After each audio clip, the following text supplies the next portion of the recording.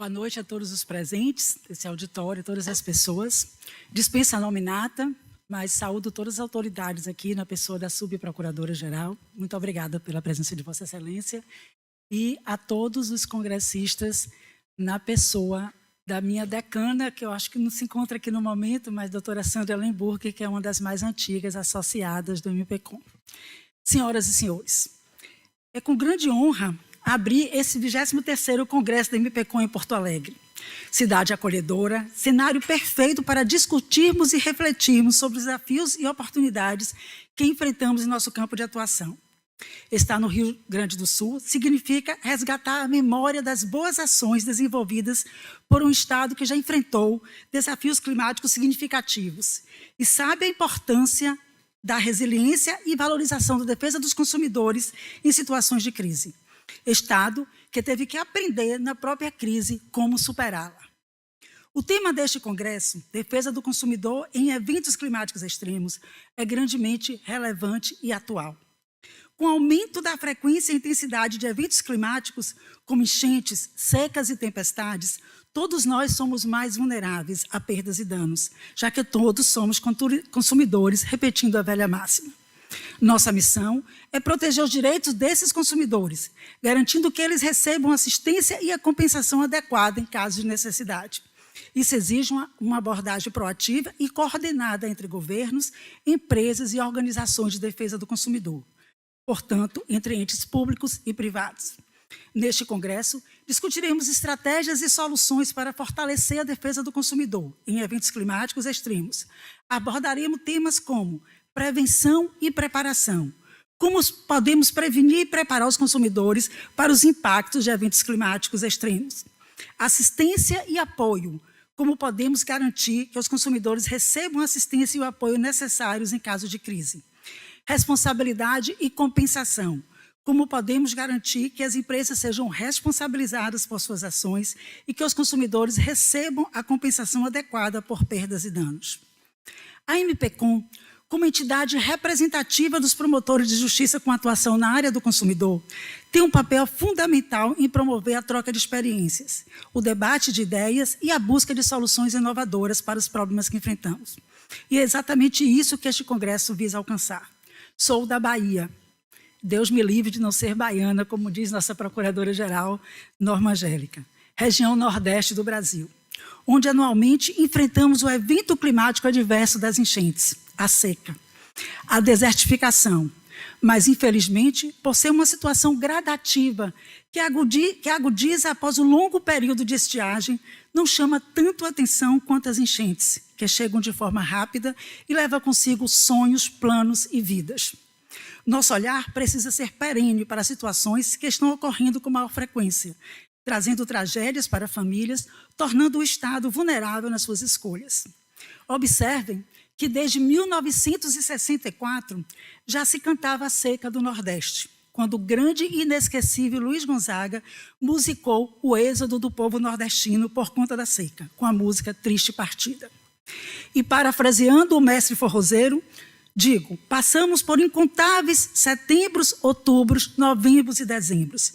Já esperamos por marços e o mês de São José, com a esperança de cair a chuva e de dias melhores. As chuvas caíram, mas as providências não chegaram.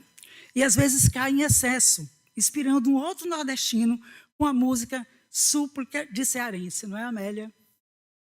Senhor, pedi para o sol se esconder um pouquinho, pedi para chover, mas chover de mansinho, para ver se nascia uma planta no chão. Atualmente, no Brasil, temos 130 municípios em situação de emergência por conta de eventos climáticos da seca. E o que se faz? Decreta-se a emergência na emergência, mas providências preventivas não chegam. Remedia-se. E quando a situação se agrava, restam poucas alternativas à população. Por outro turno, as enchentes são previsíveis e ano após ano assistimos, em maior ou menor proporção, desastres causados pelas enchentes. E a sensação de surpresa nos leva à falsa crença da imprevisibilidade. quando sabemos que evoluímos muito a ponto de poder haver monitoramento das regiões propensas a eventos e mesmo assim ainda somos surpreendidos com deslizamentos de encostas, com soterramentos, com devastações, alagamentos e tantas outras tragédias que levam nossas vidas, nossos planos, nossos sonhos. O cavalo caramelo no telhado de uma casa representa não só a esperança da salvação, mas a expectativa de não sermos assaltados de forma tão violenta por fenômenos naturais, mas que são agravados por ações e omissões humanas. Cada poço que seca no Nordeste leva a sede de vida do cidadão que resiste a uma estiagem, sem o socorro devido, mas que continua acreditando que no dia de São José a chuva vai cair e vai levar toda a tristeza. Quero destacar a importância da colaboração e do trabalho em equipe. Somente juntos podemos superar os obstáculos e alcançar nossos objetivos. Este congresso é um exemplo disso. Reunimos o Brasil, o Sistema Nacional da Defesa do Consumidor, sob a liderança da Bahia e do Rio Grande do Sul. Podemos pensar que são dois estados que não se assemelham. E como dá certo? Eu lhes digo, somos Brasil e somos um só povo, uma só nação. Neste momento, passo os agradecimentos. Em primeiro plano, e sempre a Deus, ao meu Senhor do Bonfim, a primeira santa do Brasil, que só podia ser baiana, Santa Dulce dos Pobres. A Nossa Senhora, Mãe de Deus, padroeira de Porto Alegre. A Nossa Senhora Medianeira, padroeira do Rio Grande do Sul. E a todas as crenças e entidades que nos trazem até aqui. Agradeço ao meu querido colega André Marquesan, sem o qual este evento não aconteceria, meu amigo. Parceiro incansável e disponível sempre, que com esse sorriso nos abraçou e nos recepcionou de forma tão calorosa. Muito obrigado.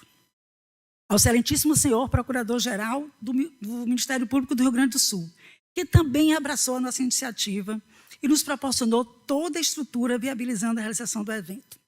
Ao CEAF, na pessoa do seu coordenador, Dr. Sérgio, autor das mais brilhantes ideias para diminuir custos e viabilizar nossa presença. Associação do Ministério Público do Rio Grande do Sul, pela parceria. A Senacom, e aqui eu faço na pessoa do gaúcho, Vitor Hugo. Obrigado, meu amigo, por encampar a ideia e trazer a reunião da Senacom para fazermos em parceria com o evento do MPCom. Aos nossos patrocinadores, Febraban, nas pessoas de Amauri e Alessandra, que sempre nos atendem e sempre nos abraçam e sempre nos recepciona de forma muito calorosa. O nosso muito obrigado. E ao escritório Mascarenhas e Barbosa, também pela sua participação no nosso evento.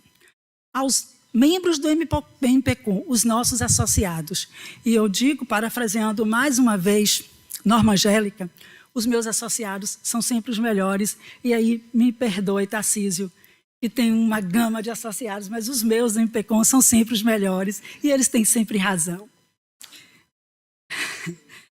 Peço licença aos senhores aqui para agradecer uma pessoa em especial, a minha querida assessora Beatriz Soeira. E se me permitam, de forma breve, contar a sua trajetória. Bia foi nossa estagiária na defesa do consumidor. E logo de cara eu percebi o potencial daquela menina. E a convidei para ser nossa assessora. E digo que foi a melhor escolha que eu fiz. Obrigado, Bia, por tudo que você faz e por todo o apoio que você tem nos dado. Todos nós somos muito gratos a você. Agradeço a todos os palestrantes, organizadores e participantes por sua contribuição para este evento. Estou ansiosa para ver o que este congresso trará em termos de conhecimento e oportunidades. Declaro aberto o Congresso do MPCom em Porto Alegre. Vamos trabalhar juntos para promover os direitos dos consumidores e construir uma sociedade mais resiliente e justa. Viva o Ministério Público Brasileiro! Viva o Ministério Público do Consumidor! Boa noite a todas as pessoas presentes. Inicio os meus cumprimentos, nominando a doutora Isabel Guarizi, subprocuradora-geral de Justiça do Ministério Público do Rio Grande do Sul. Em seu nome, gostaria de abraçar, cumprimentar, saudar o Ministério Público Gaúcho, assim como toda a administração superior, corregedor-geral, ouvidor-geral, fazer um registro e deixar um abraço ao doutor Alexandre Saltes, né, grande procurador-geral do Ministério Público do Rio Grande do Sul, assim como também abraço o nosso secretário-geral, doutor João Ricardo Tavares.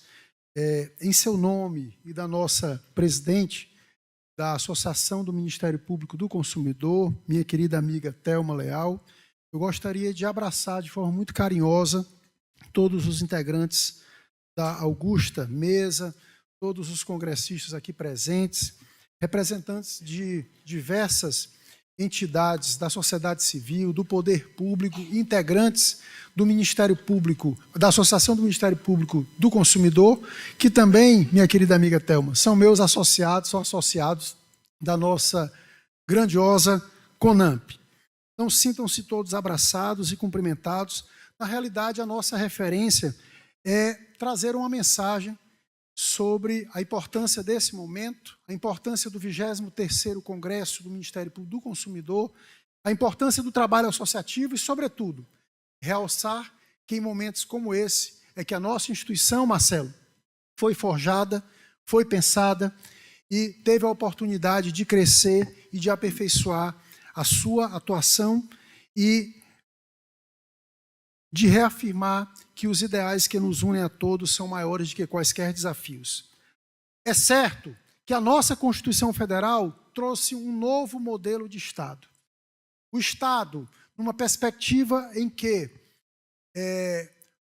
a sociedade ficava equidistante dos seus representantes, ele foi refundado a partir da Constituição de 88. Hoje nós temos um novo prisma. Nós temos um prisma do Ministério Público Social, de um Ministério Público relevante e próximo da sociedade e da necessidade de cada vez mais oxigenarmos a nossa atuação a partir dessa proximidade, desse diálogo com a sociedade civil, com as pessoas, com a nossa gente, com a nossa sociedade. E reafirmar a importância deste momento quanto catalisador de conhecimento das diferentes regiões do país.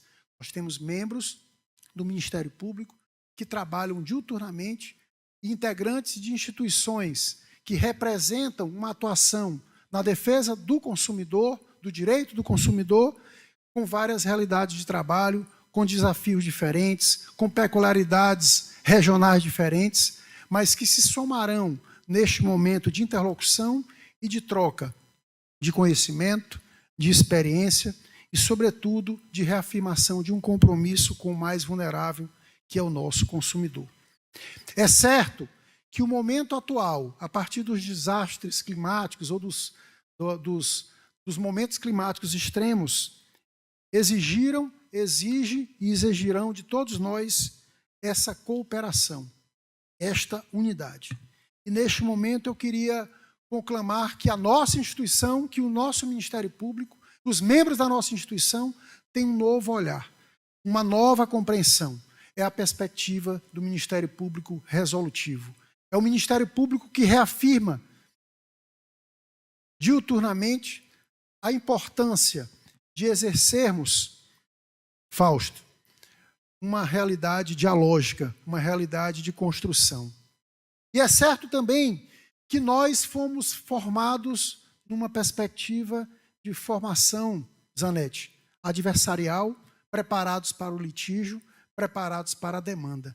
Mas a sociedade, ela quer de nós uma outra perspectiva. Ela quer de nós uma outra postura que agregue celeridade, que agregue eficácia, que agregue sustentabilidade e que agregue uma compreensão de uma entrega do cumprimento daquilo que ela pretende, que é o bem comum. Então, fica essa mensagem da nossa CONAMP aos nossos membros associados, a todos aqueles que participam deste momento, que representam as diversas instituições que trabalham diuturnamente o direito do consumidor, a defesa do consumidor, a importância de trabalharmos de forma integrada, cooperada, inteligente para alcançarmos esses grandes desafios. Temos também uma outra realidade consumerista, que é a realidade da tecnologia, dos instrumentos de comunicação mais poderosos, das campanhas sobre determinados produtos, da desinformação, das fake news, mas também nós sabemos que a partir de momentos como esse, nós estaremos preparados para enfrentar esses desafios e dar essas respostas à nossa sociedade. Enfim, desejo que este momento seja um momento de renovação de ânimo, renovação desse compromisso e, sobretudo, da certeza de que estamos trilhando num caminho certo, que é o caminho de construção de uma sociedade mais justa, mais livre, mais solidária e mais fraterna. Que possamos sair daqui energizados para essas novas missões, esses novos desafios que se apresentam para todos nós. Um bom congresso a todos e um grande abraço. Senhoras e senhores, muito boa noite.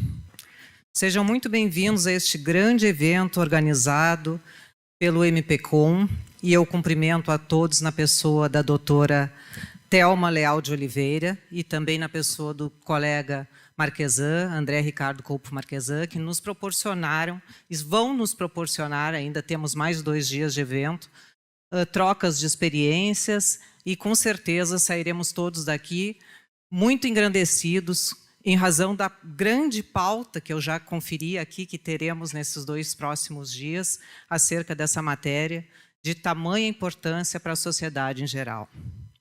Este evento reúne especialistas, operadores do direito, representantes da sociedade civil e instituições comprometidas com a defesa dos direitos do consumidor em tempos de profundas transformações. Vivemos uma era marcada por desafios climáticos sem precedentes. As enchentes, secas extremas, ondas de calor e outros eventos climáticos intensos deixaram de ser exceções e passaram a integrar o cotidiano de milhões de brasileiros.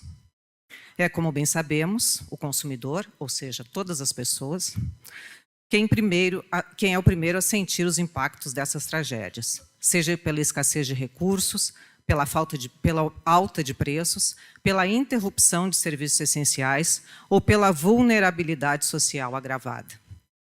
Estes eventos não apenas testam a resiliência das nossas cidades e sistemas, mas também desafiam o próprio arcabouço jurídico que sustenta a proteção do consumidor. O direito do consumidor precisa dialogar com o direito ambiental, com a justiça climática e com os princípios da sustentabilidade, para que possamos construir respostas eficazes e justas. Neste contexto, o papel das instituições é ainda mais relevante. O Ministério Público, por meio de suas atuações preventivas e corretivas, tem se mostrado essencial na contenção de abusos, na fiscalização de práticas comerciais e na promoção de políticas públicas que respeitem os direitos fundamentais, mesmo em cenários de crise. A sustentabilidade, portanto, não é apenas uma diretriz ambiental. Ela é um princípio jurídico que deve orientar as relações de consumo, a produção de bens e serviços e a atuação dos fornecedores. É também uma responsabilidade institucional, que exige de nós, operadores do direito, uma postura ativa, ética e comprometida com as futuras gerações. Que seja este evento na nossa casa, que os recebe de braços abertos, um espaço de escuta, de construção coletiva e de inovação jurídica. Que esses dias se prestem ao debate de soluções, ao compartilhamento de experiências e para o fortalecimento dos instrumentos legais que garantam a proteção do consumidor em tempos de emergência climática. Agradeço a presença de todos e desejo que esse encontro seja fértil em ideias, propostas e compromissos. Muito obrigada.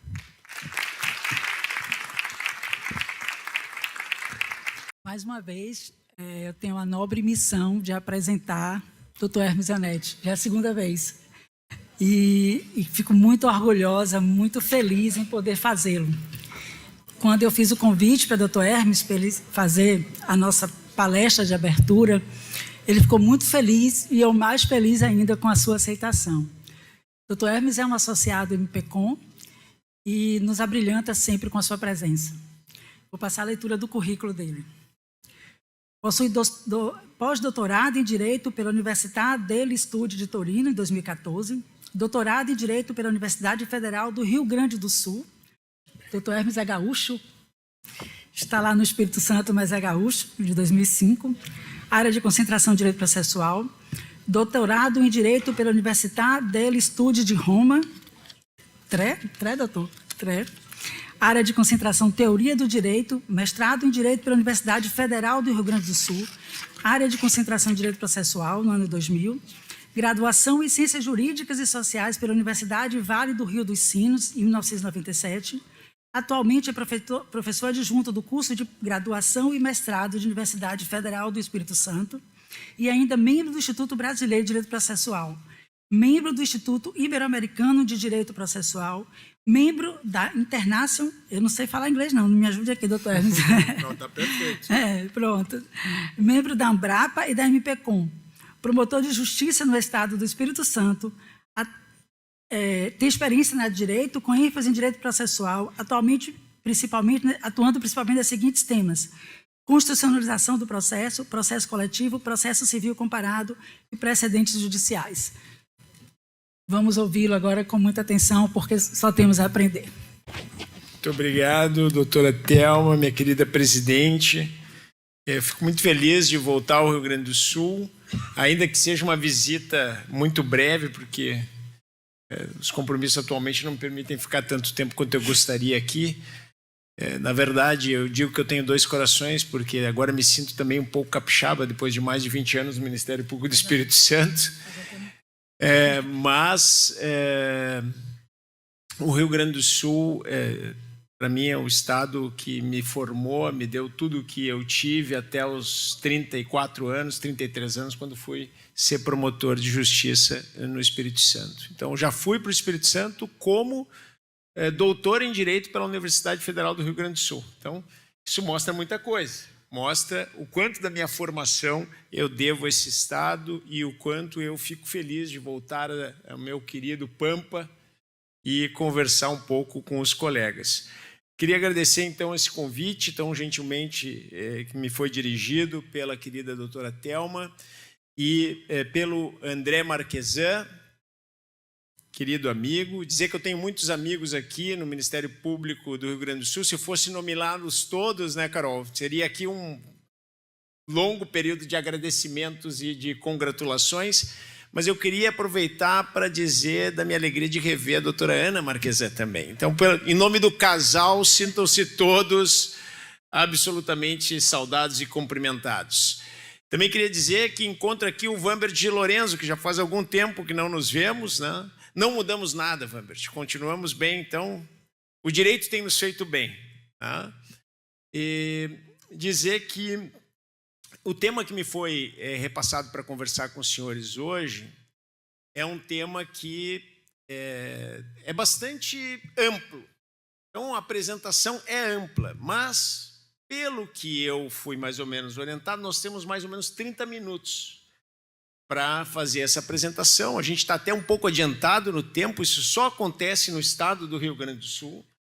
Quero dizer que nos demais estados da federação, talvez na Bahia possa acontecer também, doutora Thelma, mas nos demais estados da federação é muito raro, tá?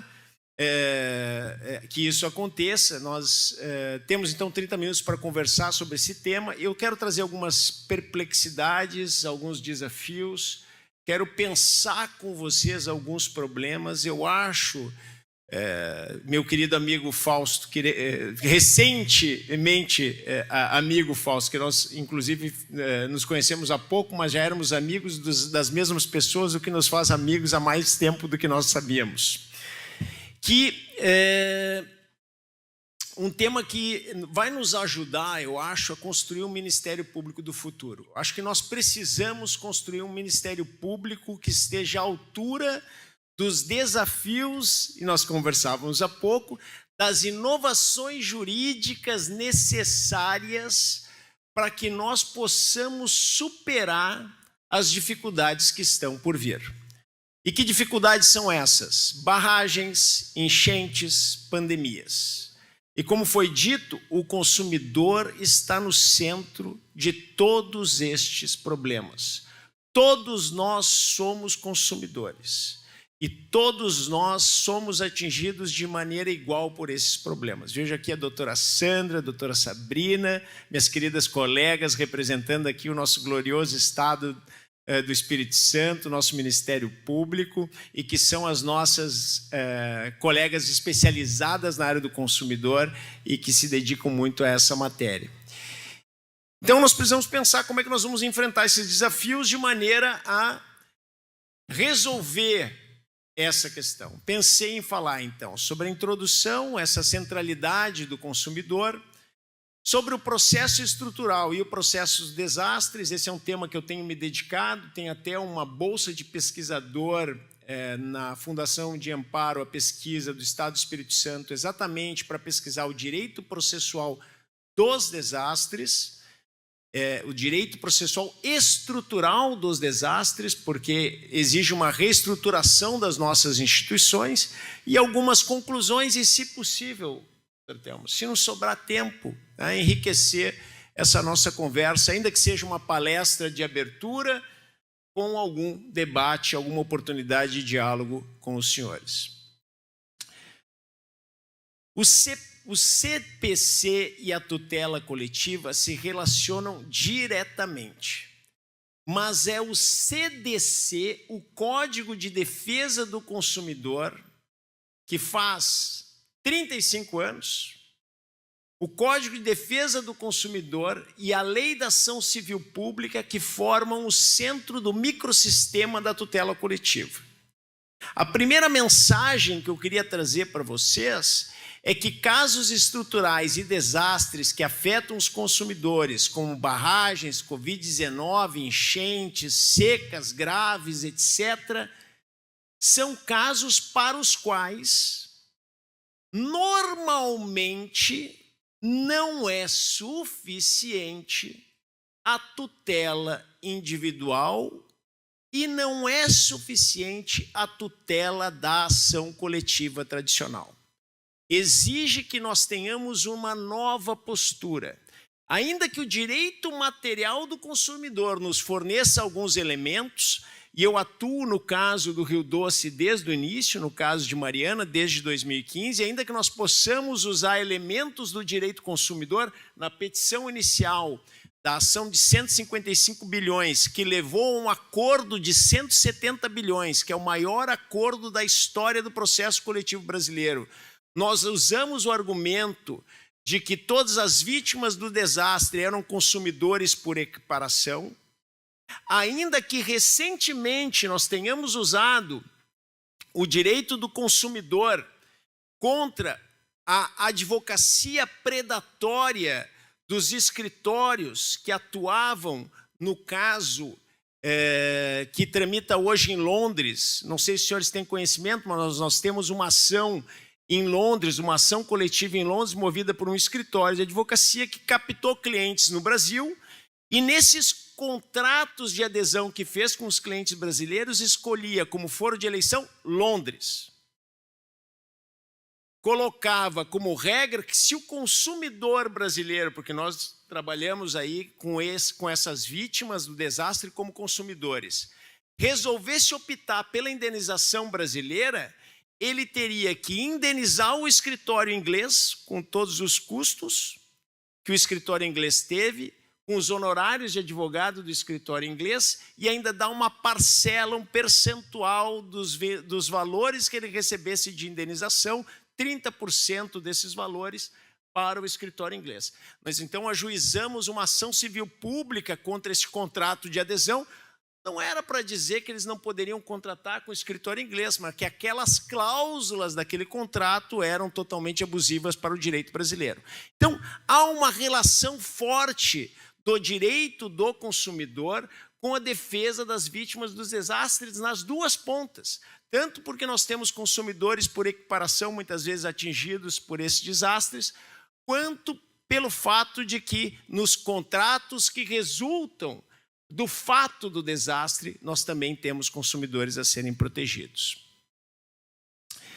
E aí, nós começamos a perceber algo que me parece, aqui no estado do Rio Grande do Sul, foi muito bem percebido numa ação civil pública que foi movida pelo colega Cláudio Ari Melo, a necessidade de estruturar o direito processual de maneira proporcional ao tamanho do desafio. A ideia de proporcionalidade processual, que é saber a quantidade de processo que eu vou utilizar para um caso, em razão da complexidade, do valor e da importância desse caso. Nessa ação civil pública que foi movida aqui no Rio Grande do Sul, nós tivemos um pedido de indenização por dano moral coletivo de 50 milhões, que é para ser revertido em ações para que a cidade de Porto Alegre esteja preparada para os futuros desastres. Nós vamos ver, essa é uma das maiores preocupações do direito dos desastres. E também a preocupação com a reparação integral de todos os consumidores lesados, de todos os atingidos por este desastre. A proporcionalidade processual, portanto, permite com que nós tenhamos uma pretensão de trabalhar o sistema de justiça não mais como árvore por árvore, mas como uma floresta. E pensar em soluções processuais que possam levar em consideração, para tratar os casos com justiça, como determinado na CPR, na Civil Procedure Rules inglesa, a quantidade de processo adequada para cada problema. É exatamente esse tipo de adequação processual que é o objeto do processo estrutural. Nós tínhamos um processo estrutural que nós já fazíamos, o Ministério Público já fazia atuação estrutural, seja nos procedimentos administrativos, seja nas ações civis públicas, seja judicialmente, mas nós ainda não dávamos esse nome.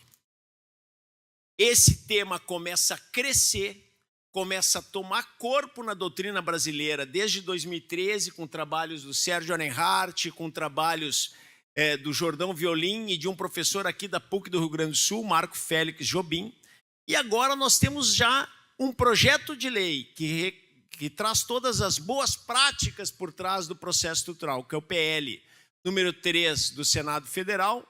Nós temos uma norma do CNJ, que muito embora não seja uma norma impositiva, porque é uma recomendação, já orienta todos os juízes a identificarem o que é um problema estrutural em cada um dos processos que tenham em sua condução e dar a este problema estrutural o tratamento adequado, inclusive com a possibilidade, como ocorreu aqui no Rio Grande do Sul, de suspensão dos casos individuais. E uma norma muito recente, a primeira norma do Conselho Nacional do Ministério Público, que é a recomendação da Corregedoria Nacional do CNMP, número 5 de 2025.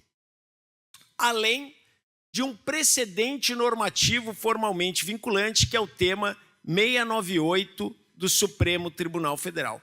Então, nós saímos de um vazio normativo muito rapidamente, no qual nós já podíamos trabalhar com o tema, e eu vou mostrar para vocês com os instrumentos que a gente tem no CPC e no microsistema do processo coletivo, mas adaptados, para um momento em que nós já temos um precedente, que nós já temos duas recomendações, uma do CNMP e outra do CNJ, e que nós temos um projeto de lei que deve entrar na pauta de estudo de toda a escola do Ministério Público. E aqui me dirijo ao colega Sérgio, aqui do CEAF do Rio Grande do Sul. Por quê? Porque nessa recomendação do CNMP, e eu atualmente presido o Colégio de Diretores de Escolas do Ministério Público, o corregedor Ângelo Fabiano justamente recomendou ao Ministério Público: estudem o processo estrutural. O processo estrutural é uma nova forma de lidar com os nossos velhos problemas.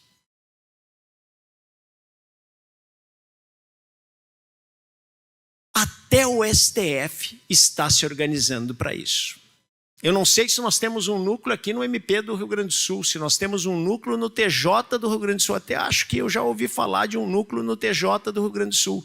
Depois os colegas daqui, Ximena, podem me lembrar se teve já esse núcleo aqui, já está em funcionamento o núcleo no TJ do Rio Grande do Sul, mas um núcleo para tratar de processos estruturais e complexos, justamente para que a gente possa tratar desses fenômenos de uma forma diferenciada.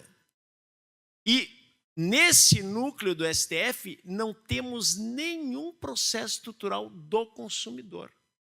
Mas nós temos um processo estrutural que lida com as questões climáticas. A DPF 708, a DPF 760. Nós temos um processo estrutural lá no STF, no qual foi afirmado, o que nós já sabemos, que a questão climática é a questão mais importante do nosso tempo. Não há outra questão, não há outro problema que nós temos que enfrentar com o rigor que nós temos que enfrentar esse tema. Evidentemente, precisamos de outro método de trabalho. Este método de trabalho, o professor Fred Didier, querido colega da Universidade Federal da Bahia, amigo íntimo da Thelma, inclusive nós já estivemos juntos falando sobre esse tema com o Fred. Eu e o professor Fred Didier elaboramos esse artigo justamente para dizer quais são os elementos básicos que nós precisamos conhecer para tratar bem do problema do processo estrutural. Eu vou destacar aqui um elemento básico, que já foi mencionado nas falas da mesa de abertura. E até vou fazer em homenagem ao meu amigo constitucionalista. A ideia de um constitucionalismo dialógico, de uma solução em que nós pisamos fora do problema. Nós deixamos de ser um Ministério Público que já coloca na mesa a solução desde o primeiro momento, doutor Fausto. Nós deixamos de ser o Ministério Público da resposta pronta, o Ministério Público que tem a caneta para de imediato tomar a decisão. Nós deixamos de ser um Ministério Público que já orienta no sentido de contratar 100 leitos de hospital, reformar a unidade prisional, no sentido de realizar um determinado concurso público. E passamos a ser um Ministério Público que, na primeira fase da discussão, procura compreender qual é o problema estrutural.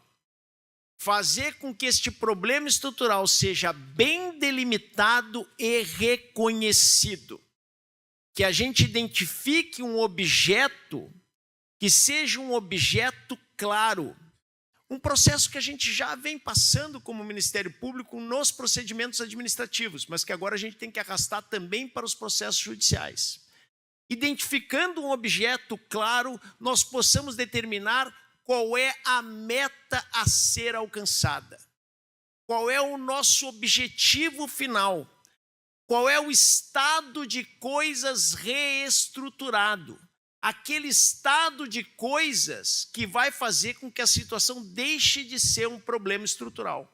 E aí, para que isso fique um pouco mais claro para vocês do que eu estou falando do ponto de vista técnico-processual, ao invés de pedir a reforma do presídio, ao invés de pedir a realização do concurso público, nós vamos pedir que seja reconhecido o problema estrutural referente àquela unidade prisional. Nós vamos pedir que seja reconhecido o problema estrutural referente àquela unidade de saúde e que este problema estrutural deixe de existir. Então, ter um objeto mais claro sobre o qual nós vamos trabalhar e, a partir deste objeto mais claro, definir um plano de trabalho, que a gente chama, na técnica do processo estrutural, de plano estrutural. Um plano de trabalho que nos permita dizer qual é a meta objetiva, quais são os indicadores aferíveis para saber se essa meta está sendo alcançada e quem são os responsáveis, quem deve fazer o quê. O problema estrutural é, portanto, sair de um estado de desconformidade identificar qual é o direito mínimo, o estándar mínimo a ser alcançado do ponto de vista do direito, para aí obter um estado de conformidade, um reequilíbrio entre a relação de direito e a relação de fato, reestruturando uma burocracia, uma estrutura, uma política pública, ou uma estrutura pública ou privada. A ideia principal do processo estrutural é que nós vamos ampliar o nosso leque de ferramentas, o nosso leque de técnicas, para saber ouvir, através desse diálogo interinstitucional, construir soluções para este problema.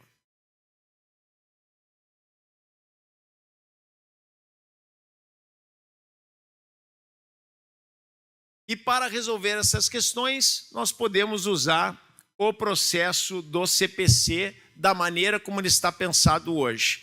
O direito processual hoje comum do CPC, em conjunto com o microsistema do processo coletivo, é totalmente adaptado para o processo estrutural. Não há nenhum problema nesta aplicação, porque o procedimento comum é plástico, moldável, flexível e, portanto, permite a utilização desse sistema. Uma das características do processo estrutural é ele ser bifásico, justamente para, na primeira fase, identificar qual é o problema estrutural, qual é o estado de coisas a ser alcançado. O CPC tem um artigo 356 que permite o fracionamento do mérito, a decisão parcial de mérito, a quebra do dogma da unicidade da sentença. Nós já não precisamos mais esperar para o final do processo ser apenas a solução definitiva com uma sentença que resolve todos os pedidos. Os pedidos podem ser resolvidos na medida que estejam maduros. Isso permite o fracionamento do mérito. É totalmente diferente do modelo do CPC de 73. Nós, inclusive, utilizamos isso, no caso do Rio Doce, para pedir a condenação em dano moral coletivo. Não sei se foi feito ainda em relação à ação civil pública que tramita aqui, em relação ao município. Nós pedimos a condenação em dano moral coletivo com julgamento parcial antecipado do mérito, porque não há necessidade de prova. É um fato notório, conhecido de todos. Dano moral in re ipsa, uma construção do direito ambiental e do direito do consumidor. E, portanto, nós obtivemos uma condenação em 43 bilhões de reais, a única sentença do caso do Rio Doce, que com certeza, doutor André, foi importante para que o acordo, ao final, também fosse implementado, este acordo de 140 bilhões. E aí nós chegamos ao precedente que eu queria trazer para vocês. Eu tenho ainda, depois dessa parte do precedente, o tema 698, eu tenho ainda que falar da execução. Vocês vão me permitir falar da execução, porque eu acho que a execução é um problema, um calcanhar de Aquiles do direito processual coletivo e do nosso processo estrutural dos desastres e do nosso processo estrutural como um todo. Então, vou falar brevemente sobre a execução, tá? Mas eu quero mostrar esse precedente. Eu quero mostrar que o ministro Alexandre de Moraes foi vencido. E ele usava uma lógica de dizer que o controle de políticas públicas não poderia ser feito pelo judiciário. Somente, excepcionalmente, o judiciário poderia interferir. O que venceu nesse tema 698 foi a tese do ministro Roberto Barroso, no sentido de que a intervenção do Poder Judiciário em políticas públicas não viola o princípio da separação de poderes. Mas o que mudou? Ele diz, só que no lugar de uma regra, exatamente o que eu, Fred e Rafael Alexandria defendimos naquele artigo que eu citei. No lugar de uma regra, em lugar de determinar medidas pontuais, deve apontar as finalidades a serem alcançadas e determinar a administração pública que apresente um plano e ou os meios adequados para alcançar o resultado. Portanto, senhores, o que o ministro Alexandre de Moraes quis fazer aqui era dizer, olha, só excepcionalmente pode controlar políticas públicas. O que o ministro Barroso conseguiu fazer passar como uma tese, e hoje o ministro Alexandre de Moraes está até convertido a esse mesmo entendimento, haja vista a decisão do ministro Alexandre de Moraes no caso dos moradores de rua, das pessoas em situação de rua, é que nós hoje atuamos nas políticas públicas quando os casos forem graves. Só que nós não atuamos através do Poder Judiciário para dizer qual é a atuação. É uma atuação mais, nesse sentido, fraca. Uma atuação para colocar as pessoas para dialogar, reconhecendo o problema, muitas vezes para que o próprio poder público ele seja o primeiro a elaborar o plano estrutural, ele seja o primeiro a indicar como ele vai resolver, ele seja o primeiro a indicar quais são os indicadores aferíveis para saber se o problema está efetivamente sendo resolvido. E aí o ministro Luiz Roberto Barroso elenca 5 elementos para que nós possamos reconhecer este problema estrutural. Eu não vou poder explorar porque eu quero chegar na parte da execução e quero chegar no meu slide final, que na verdade é uma pergunta, uma provocação para os senhores. O direito processual dos desastres é justamente a ideia de gestão do risco. Usar o direito processual e o processo estrutural como redutor da vulnerabilidade, seja ela dos indivíduos vulneráveis, seja ela da própria sociedade, como um redutor dos riscos. Eu tenho 3 artigos que publiquei com o Delton Winter de Carvalho, que é um colega aqui da Unicinos. Os artigos estão aí, depois essa apresentação fica à disposição de vocês, exatamente sobre o direito processual dos desastres. Nosso cavalo caramelo, que foi mencionado pela querida Thelma. Desastres não são naturais, como vocês sabem, eles sempre são causados, em alguma medida, pela ação humana.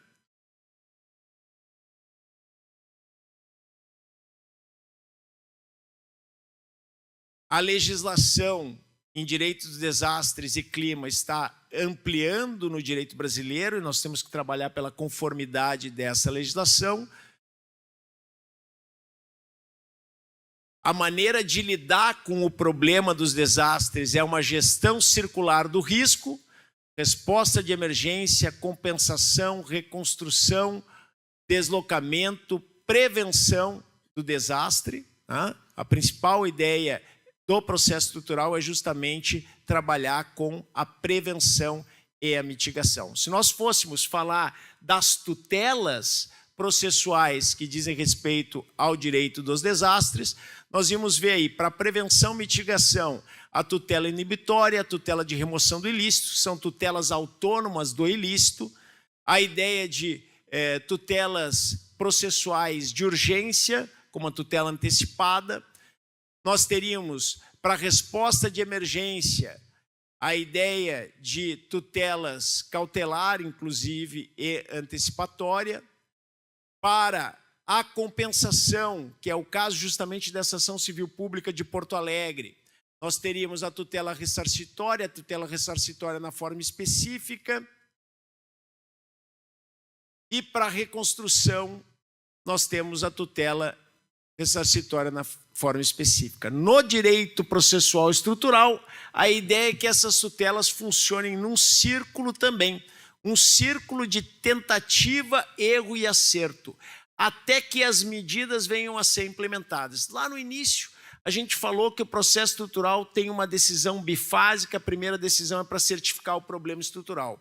Aqui são as decisões que vão cumprindo aquela meta a ser alcançada.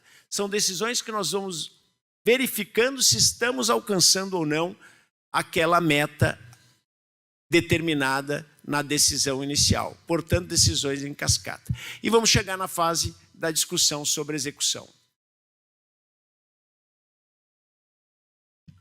O tema da execução é importante porque um dos problemas que nós temos no direito brasileiro é exatamente o desestímulo. O desestímulo que o sistema de justiça causa Porque ao mesmo tempo que nós temos um amplo acesso à justiça, nós temos uma baixa devolutividade do sistema de justiça. E aí nós ingressamos com as ações geram uma sobrecarga, os problemas não são resolvidos. E só recentemente nós tivemos realmente uma mudança muito tímida, porque ainda tivemos um recorde na entrada de processos, mas apenas mas conseguimos superar com um maior número de julgamentos do que o número de processos ingressantes. Para resolver este problema do sistema de justiça, ser inefetivo, ser demorado, não ser efetivo nas suas respostas, nós alteramos no Código de Processo Civil a tradicional regra de execução. A execução no Brasil seguia o modelo germânico. No modelo germânico, para cada tipo de obrigação, eu tenho um tipo de execução. Nós tínhamos já tido uma inovação, que era a possibilidade das astrentes, mas as astrentes se limitavam às obrigações de fazer e não fazer. O que o Código de Processo Civil vai fazer no artigo 139, que foi objeto dessa ADI, foi inverter essa lógica e dizer, olha, não importa o tipo de obrigação, eu tenho que ter uma técnica processual adequada para responder à ideia de proporcionalidade processual que torne a justiça mais rápida, mais barata e mais efetiva e, portanto, passa a ser relevante qual é o tipo de direito material que eu estou discutindo. Por que isso é importante para nós, Thelma? Por que isso é importante para o Ministério Público? É importante para o Ministério Público porque o tipo de direito processual discutido faz com que eu possa ter uma tutela mais efetiva. Eu posso ter, por exemplo, uma tutela mandamental, que é uma ordem para que o devedor cumpra, pagando o valor devido diretamente ele mesmo, como nós já vamos ver. Eu posso ter um modelo de execução que vai permitir medidas atípicas de estímulo ao pagamento, como é outro caso do Rio Grande do Sul, um caso muito famoso de um jogador de futebol, que foi até o STF para conseguir o passaporte de volta, né, Ximena? E quando não conseguiu, o que ele fez? Pagou o valor que era devido. E o que o STF fez nessa daí foi garantir que essa modalidade de execução seja considerado constitucional. E chamou atenção, primeiro, para o tipo de direito material discutido. Se for tutela do meio ambiente, se for probidade administrativa, se for dignidade do credor que demanda prestação essencial, não é o caso do consumidor vítima de desastre? Não é esse o caso do consumidor vítima de desastre diante de uma grande seguradora? Diante de uma instituição financeira? Diante de uma companhia de telefonia? Não é esse o caso do consumidor diante de uma prestadora de serviço público? Desde que essa prestação seja essencial à sua subsistência, do erário e do patrimônio públicos. E ele disse mais, a lógica aqui é da análise econômica do direito. Ali aparece tempo acabado, mas eu ainda tenho 5 minutos. A lógica aqui é a lógica da análise econômica do direito. A lógica aqui é a da análise econômica do direito. A excessiva demora e ineficiência do cumprimento das decisões judiciais faz com que o processo decisório de escolha racional realizado pelo agente, quando deparado com os incentivos atinentes à propositura de uma ação, a interposição de um recurso, a celebração de um acordo ou a resistência a uma execução, façam com que ele trabalhe contra a efetividade das decisões judiciais. Faz com que ele trabalhe contra o próprio poder judiciário. Faz com que ele atue de forma anticooperativa. o litigante é desestimulado a cumprir a decisão judicial. O litigante é estimulado a litigar individualmente. O litigante é estimulado a não pagar e a preferir sofrer execução. E é essa lógica que nós temos que inverter. Infelizmente, não é isso que tem acontecido no STJ. E aí eu vou já me encaminhando para o encerramento e queria trazer aqui o tema 1270 do STF, que é um tema no qual nós estamos tentando reverter um posicionamento da Corte Especial do STJ, que entendeu que o Ministério Público não pode liquidar e executar direitos individuais homogêneos das ações que ele próprio ajuizou. E essa nós já perdemos no STJ, estamos tentando reverter no STF. E o tema 1169 do STJ ficou desformatado. Eu não sei se está desformatado aqui também. Está desformatado. Eu tive um problema com o meu computador, a bateria, e achei que isso podia acontecer. Ele ficou desformatado, mas aqui é a obrigatoriedade da liquidação e execução individual. Senhores, dizer que eu tenho uma sentença condenatória genérica na ação que tutela direitos individuais homogêneos e que eu sou obrigado a ter uma liquidação e uma execução individual é dizer que eu ganhei uma ação coletiva e que agora eu vou ter milhares de ações individuais para liquidar e executar. Esse é o entendimento predominante no STJ hoje. Por quê? Nós, depois de um primeiro caso favorável, que é o caso da telefonia, em que havia sido determinada a devolução na conta de telefone de cada um dos consumidores diretamente dos valores de dano moral e de dano material sofridos. Nada mais adequado, não é? Porque ele tem as informações, a companhia de telefone tem as informações, porque ela não pode diretamente fazer a devolução, como acontece nos Estados Unidos, inclusive nas class actions. O STJ reverteu esse entendimento e, por 2 outros casos, decidiu preferir o sistema de liquidação e execução individual tradicional. Totalmente contrário à atuação para gerar efetividade. E em casos de milhares de vítimas de desastres, esse tipo de postura só vai prejudicar o próprio sistema de justiça, Lilian, porque ele não vai conseguir cumprir com as suas missões. A Lilian me dizia agora que, pelo menos num caso que o Instituto de Defesa do Consumidor está trabalhando, né, pelo menos num caso que a associação que a Lilian preside está trabalhando, se conseguiu a determinação do Facebook para devolução direta para cada um de seus usuários. Esperamos que quando esse caso chegar no STJ, ele já tenha revertido o entendimento e entenda que essa é a melhor maneira de liquidar e executar danos para proteger o consumidor. Algumas dúvidas metódicas, portanto, para nós podermos encerrar. O sistema de justiça são as suas instituições, os seus profissionais e o processo.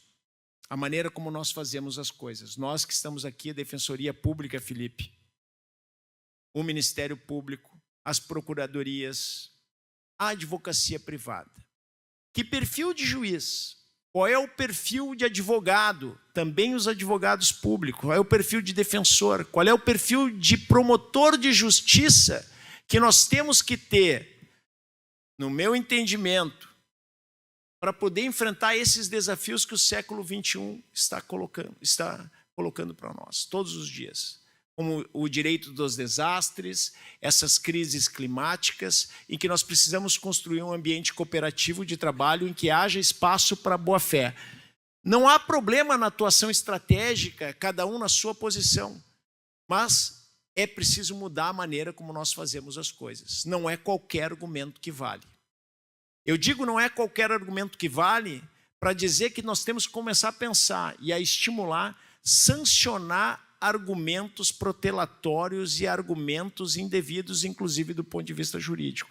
No caso do Rio Doce, naquela sentença que eu mencionei de condenação por dano moral em re ipsa, o juiz condenou as empresas a pagar e ainda disse, Paulo, As empresas, nas suas alegações, tratavam este problema como um problema de direito privado e transcreveu uma frase dos advogados: a natureza não é sujeito de direitos, portanto, não tem direito à indenização. Para quem tem uma norma como nós temos no Código, na nossa Constituição, no artigo 225, esse argumento não faz nenhum sentido. Direito não pode ser qualquer coisa. Nós precisamos construir um direito que esteja fora desse ambiente de argumentação onde tudo vale.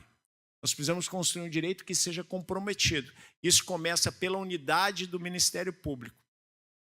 Para que nós possamos ter um modelo de atuação do Ministério Público e de magistratura e de demais instituições de justiça que consiga lidar com estes problemas. Eu vinha para cá lendo no avião um livro do Thomas Piketty e do Michael Sandel, chama Igualdade, o livro. E essa é a última reflexão que eu queria trazer para os senhores, porque esse é um congresso de direito do consumidor. Eles falam na desmercantilização do social. As instituições de justiça, o sistema de justiça é um serviço público, mas não é parte do mercado. Não pode ser considerado como parte do mercado. E eles dizem que a desmercantilização do social exige consideração de duas razões.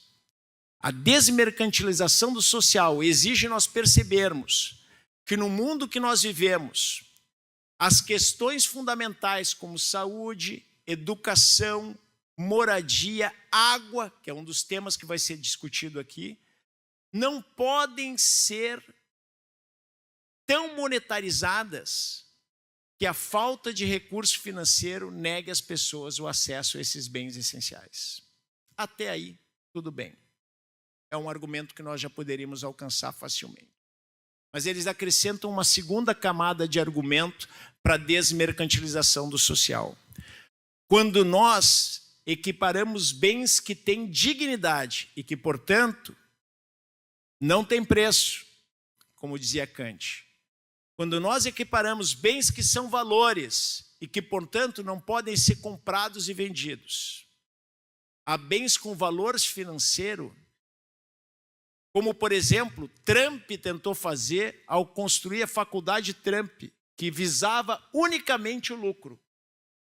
Não dá certo, porque educação não se move só pelo lucro. Educação se move pelo valor de aprender e compartilhar o aprendizado. É nesse sentido que eu queria encerrar as minhas reflexões, agradecendo mais uma vez a Thelma pelo maravilhoso convite de estar aqui com vocês, ao André Marquesan e ao meu querido amigo Procurador-Geral de Justiça desse Estado, Alexandre Saltz. Muito obrigado.